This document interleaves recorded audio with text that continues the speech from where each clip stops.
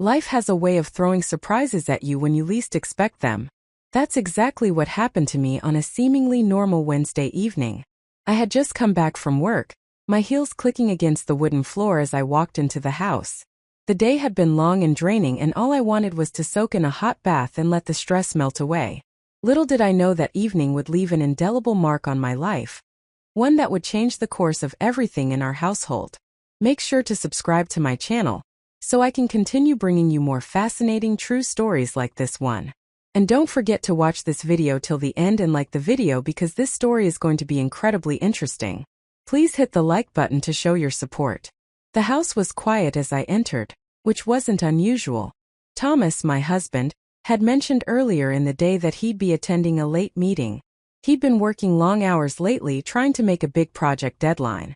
That left only Logan, Thomas's son from his previous marriage, at home. Logan was 20, a reserved yet polite young man who rarely caused any trouble. He worked part-time at the local hardware store and spent most of his free time in his room. Though we weren't especially close, we had a cordial relationship built on mutual respect.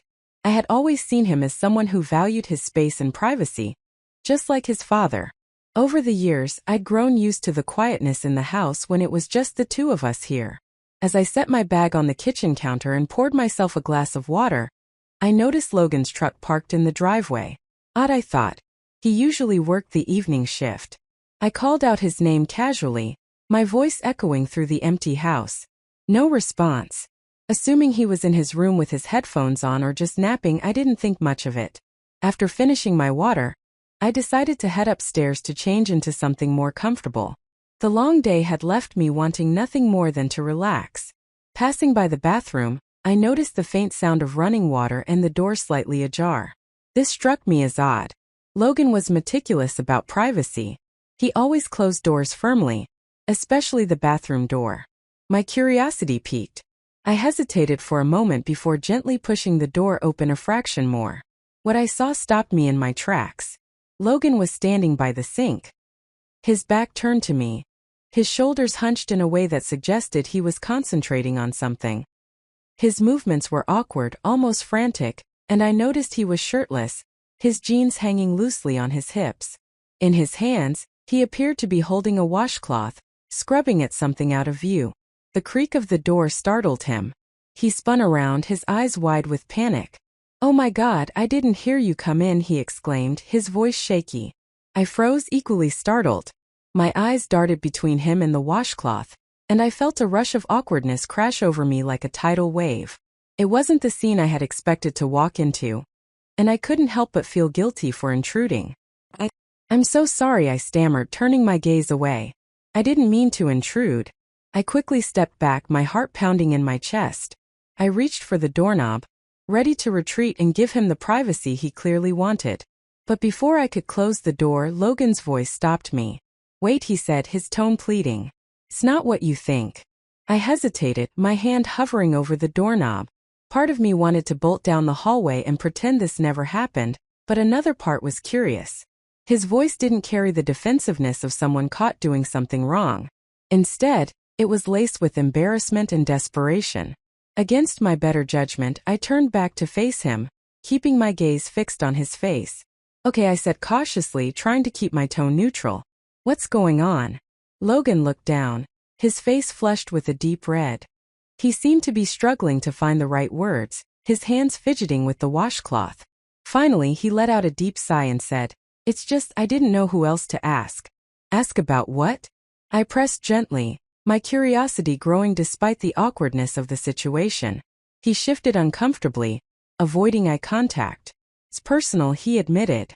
"I've been dealing with some stuff and I don't know what to do. Dad's not here and you're the only other person I can talk to." His vulnerability caught me off guard. Logan had always been independent, rarely opening up about anything personal. The fact that he was turning to me for help made me pause. I took a step into the bathroom, closing the door slightly behind me to give us some privacy. "All right," I said, keeping my tone neutral. "Why don't you tell me what's going on?" Logan hesitated, then finally began to explain. He spoke in vague terms at first, stumbling over his words as he tried to describe the discomfort he'd been experiencing. I listened patiently, piecing together what he was trying to say. It soon became clear that this was a sensitive issue, one he felt too embarrassed to discuss with Dad. As he talked, I couldn't help but feel a pang of empathy. It's never easy to ask for help, especially about something so personal. I could see the struggle in his eyes, the internal battle between wanting to get help but being afraid of judgment. Okay, I said after a moment of thought. First of all, it's good that you're paying attention to these things. It shows you care about your health. Second, there's no shame in asking questions or seeking advice. Logan looked up at me, his eyes filled with a mix of gratitude and relief. Really? You don't think it's weird? Not at all, I assured him. Everyone has questions about their body at some point. It's normal. I spent the next several minutes offering him advice to the best of my ability, drawing from my own knowledge and experience. I tried to keep the conversation as practical and matter-of-fact as possible, avoiding anything that might make him feel more uncomfortable. I could tell that this conversation was a huge relief for him, even if it had been an awkward one to start. As the conversation progressed, the initial awkwardness began to dissipate. Logan seemed to relax, and I could tell he appreciated having someone to talk to. By the time we finished, he looked visibly calmer. He even managed a small smile. "Thanks," he said quietly, his voice almost a whisper.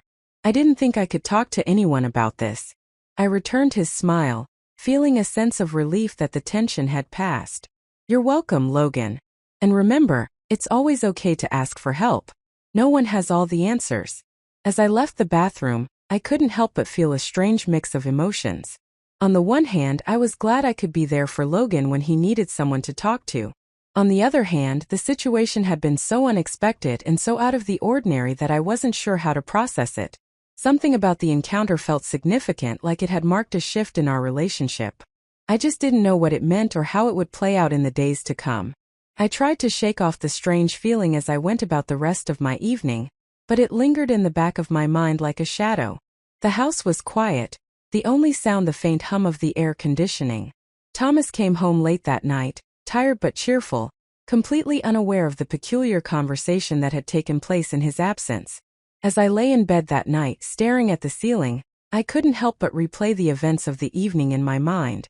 Something had changed, but I couldn't quite put my finger on it. All I knew was that life in our household would never feel quite the same again. The days following that unexpected encounter were peculiar, to say the least. It wasn't that anything overtly dramatic happened. In fact, everything on the surface appeared normal. Thomas carried on with his work as usual. Logan maintained his routine of part-time shifts and studying, and I continued balancing my responsibilities at home and work. But beneath the surface, there was an unspoken tension, subtle but palpable between Logan and me. It wasn't just that we were now more aware of each other's vulnerabilities. It was something deeper. A shift in the dynamic had occurred, one that I wasn't sure how to navigate. Logan had always been an enigma to me, keeping most of his life to himself.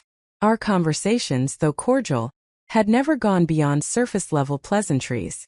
But now, after the bathroom conversation, I felt a new level of understanding between us, one that felt both uncomfortable and strangely comforting. I found myself thinking about him more than I should, not in a motherly way or even a concerned way, but rather with a sense of wonder. How had I not seen this side of him before? I realized that Logan was more than just the quiet young man who kept to his room. There was a depth to him, an emotional world that I hadn't even begun to understand. It was a Friday evening when the change in Logan's behavior became more noticeable. Thomas had gone out to meet with a client and I was preparing dinner. Logan hadn't yet returned from his shift at the hardware store.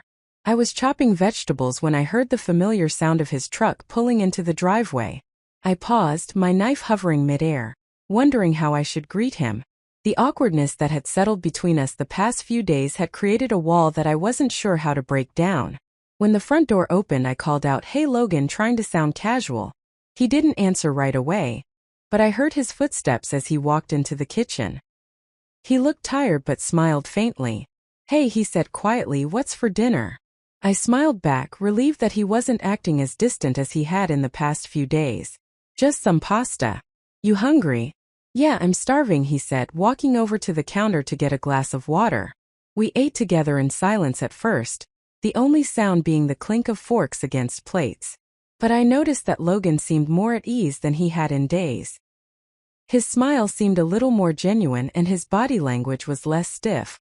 After a while, he set his fork down and looked at me, a faint blush coloring his cheeks. "I've been thinking about what you said the other night," he started, hesitating for a moment before continuing. "And I wanted to thank you again for listening." I glanced up from my plate, meeting his eyes. The sincerity in his voice was enough to make my heart soften. I had been waiting for this moment, unsure of how to respond, but glad that he felt comfortable enough to speak. "Of course, Logan," I said, my voice gentle. "I'm glad I could help." There was another long pause, and this time I didn't feel the same awkwardness I had earlier. It felt like we were truly talking, not just filling the space with polite conversation. "You've always been nice to me," he continued, his voice quieter now. "And I didn't want you to think that I didn't appreciate it." I nodded, unsure of how to express how much his words meant to me. "I know it's not always easy," I said after a moment, "but I'm glad you know you can talk to me anytime." He smiled again, this time with a little more ease. "I'll try to remember that," he said, reaching for another bite of his pasta. As dinner progressed, we slipped into more casual conversation. We talked about his studies, how his part-time job was going, and the latest show we were both watching on Netflix. It was a small step forward, but a step nonetheless. I realized that, though things had been awkward after our initial conversation, Logan was beginning to open up in small ways. Later that evening, after we finished eating, I sat down on the couch to unwind with a book. I heard Logan retreat to his room, his footsteps soft against the floor. I couldn't help but wonder if he was still processing everything we had talked about. The next few days were more of the same.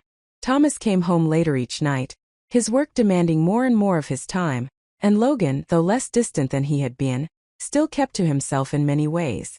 We shared brief but significant conversations during dinner, and he seemed more comfortable around me, but there was an underlying tension that neither of us seemed willing to address. It was during one of those quiet evenings, about a week after our conversation in the bathroom, that Logan did something that caught me completely off guard. It was nearing bedtime, and I was curled up on the couch, watching the latest episode of a drama. Suddenly, Logan appeared in the doorway, his expression unreadable. "Can I talk to you?" he asked, his voice just above a whisper. I sat up quickly, unsure of what to expect. "Of course. Come on in." He hesitated for a moment before stepping fully into the room. He seemed hesitant, his posture stiff, as if he wasn't sure what he was about to say. "What's on your mind?" I asked gently, trying to create a safe space for him. Logan shifted from foot to foot, avoiding my gaze for a moment before speaking. "I've been thinking about the stuff I talked to you about, and I think I need to tell Dad. I don't know how, but I think he needs to know what I'm going through." I was stunned by his words. The vulnerability he showed now was different from before. This was a step forward. He was taking responsibility for his feelings and acknowledging that he needed help from Thomas, not just from me. I smiled, trying to reassure him. "That's a big step, Logan, and I think Thomas will appreciate you coming to him. It's not easy, but it's important." He nodded, his eyes meeting mine. There was a flicker of gratitude in his gaze, and I could tell that the decision to speak to Thomas wasn't an easy one for him, but he had come a long way. "I don't want to make things weird between us," he said quietly. "I know it's been different lately." I shook my head, feeling a rush of warmth toward him.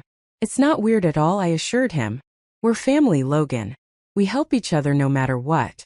He gave me a small smile and nodded, then turned to leave. "Thanks for everything," he said over his shoulder. As he left the room, I let out a breath I didn't know I was holding. I felt a deep sense of pride in him. He was learning to communicate, to seek help, and to process his emotions in a healthy way. I couldn't help but feel like I was witnessing a pivotal moment in his growth. The next day, Thomas came home from work earlier than usual.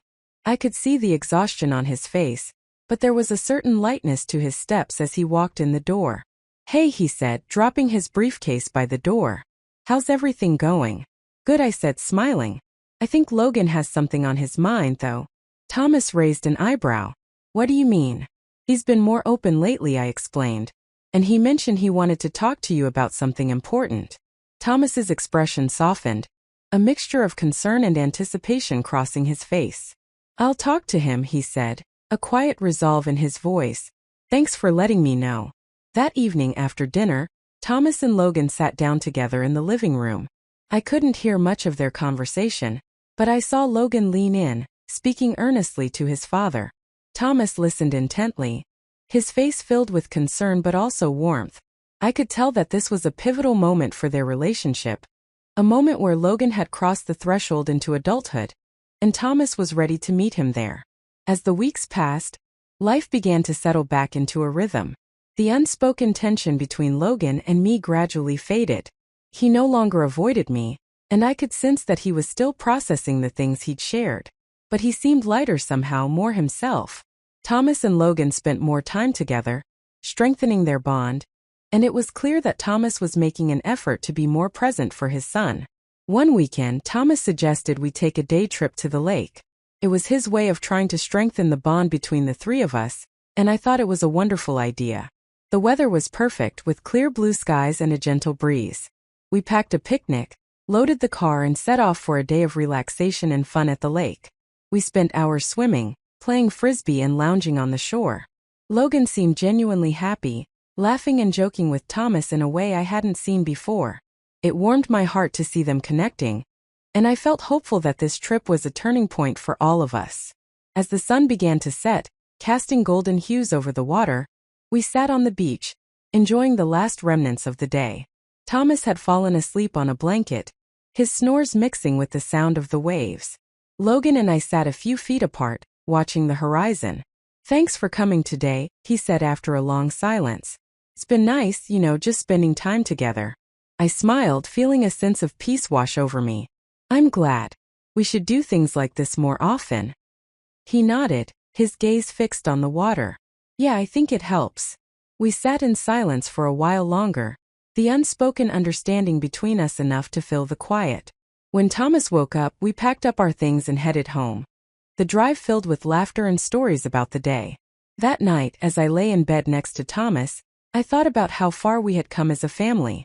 The past few weeks had been challenging, but they had also brought us closer together in ways I hadn't anticipated. Logan's journey was far from over, but I felt confident that he was on the right path and that we were too.